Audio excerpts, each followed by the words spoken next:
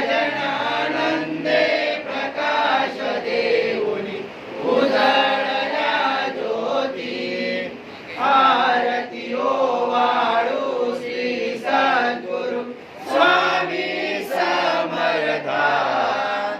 Swaroop Digambar अजानुभाव